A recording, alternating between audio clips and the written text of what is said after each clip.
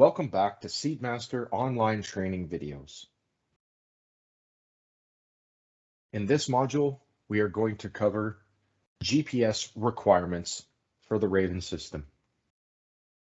To begin, the system is going to need an outside GPS source to be fed into the cabling system in order to perform mapping functions and AutoZone command. When using third-party GPS, there are certain NEMA strings that need to be inputted into your tractor's GPS system in order for it to talk properly to the Viper system. As seen on the screen right now, you need to set GGA at 10 Hertz, VTG at 10 Hertz, and RMC or ZDA at 1 Hertz with a minimum baud setting of 19,200 bits per second. The next thing that you're going to need for your system is the correct patch cable, and those patch cables are available from the tractor's OEM dealership and needs to have an RS-232 male connector in order to connect into the Viper cabling system.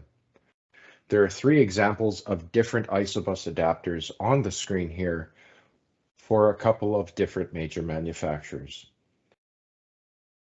For more information on third-party GPS signals being fed into the Viper system, please visit the Ultra SR or Standard Operator's Manual under the heading Third-Party GPS.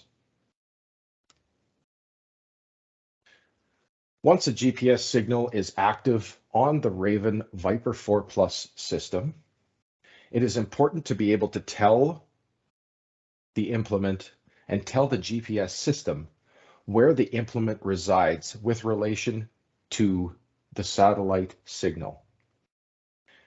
Part of this is with tractor measurements. Inputting tractor measurements into the Viper 4 Plus tells it where the GPS globe is residing on the tractor and in relation to the front, middle, and rear of the machine that it is pulling. You enter in to the Viper 4 Plus settings, noted by the node with gold gears in the left-hand corner. And from there, you move into the tractor garage, input the measurements that are on the screen. It will walk you through each of the measurements that it requires, and it becomes more accurate to tell where the openers are with relation to the GPS signal.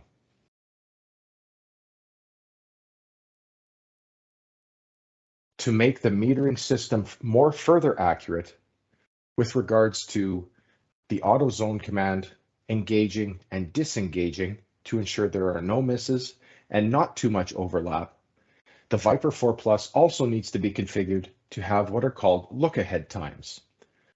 After the tractor measurements have been inputted into the monitor, you will want to measure the time it takes product from the time it leaves the metering body until it reaches the boot of the opener on the ground. This time will be inputted into the look-ahead options under the AccuBoom settings of the Viper 4 Plus. You will want the off look-ahead to be slightly less than the on look-ahead to ensure that there is a very slight amount of overlap and no misses. You can refer to the default settings in the operator's manuals for the SR, Ultra Pro 2 tanks, and Nova machines to give you a starting point. After that, it is highly recommended to use a stopwatch and use at least 2 people, 1 in the tractor, 1 at the meters, turn the meters on and time the product from the time it leaves the meters until it hits the openers for more accurate placement. Thank you.